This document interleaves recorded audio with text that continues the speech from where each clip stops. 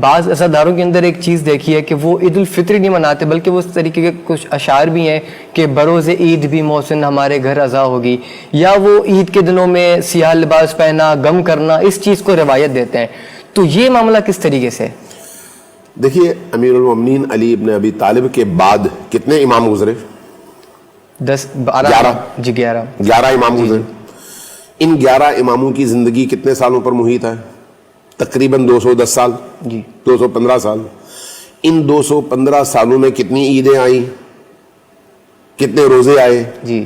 کہیں پر کسی ایک امام کی زندگی میں، امام حسن مجتبیٰ کی زندگی میں، امام حسین کی زندگی میں، امام زین العابدین کی زندگی میں، امام باقر کی زندگی میں، امام صادق کی زندگی میں، امام موسیٰ بن جعفر کی زندگی میں، امام علی بن موسیٰ رضا کی زندگی میں، امام محمد تقی کی زندگی میں، امام علی النقی کی زندگی میں، امام حسن العسکری کی زندگی میں، امام مہدی آخر الزمان کے 5 سالہ اس حال حیات میں کوئی ایک واقعہ ایسا نظر آتا ہے کہ ان ائمہ نے عید الفطر نہ منائی ہو، عید الفطر میں سیاہ لباس پہنا ہو، عید الفطر میں عید کی نماز میں نہ گئے ہوں، عید الفطر میں عزیز اقارب سے ملنے کے لیے نہ گئے ہوں؟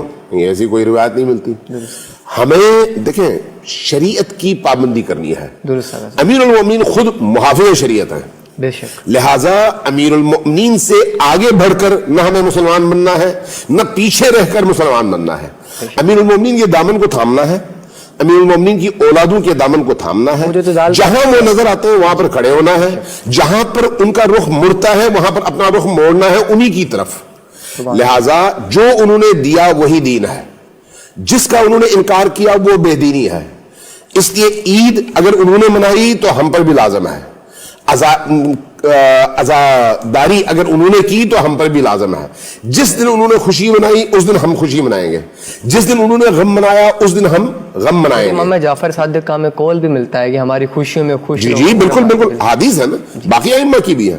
لہٰذا اب یہ جو یکم شوال ہے، بعض لوگ شاید اپنی محبت کی شدت دکھانے کے لیے وہ یہ کہتے ہیں کہ بھئی چونکہ یہ 10واں ہے، اگر اس طرح سے ہم شروع کریں تو پھر باقی تمام ائمہ کے ہاں بھی ہمیں یہی شروع کرنا پڑے گا، اور اگر یہ کریں گے تو پھر ولادتیں بھی اس کی زد پہ آ جاتی ہیں، پھر ان کے چہلم کی زد پہ آ جاتی ہے، پھر دوسری اس طرح کی مناسبتوں کی زد پہ آ جاتی ہے، پھر کوئی دن باقی رہتا ہی نہیں ہے. جبکہ اللہ نے دین کو انسان کی سہولت کے لیے بنایا ہے اور بھیجا ہے، اور انسان کو اس سے فائدہ اٹھانے کا حکم دیا ہے.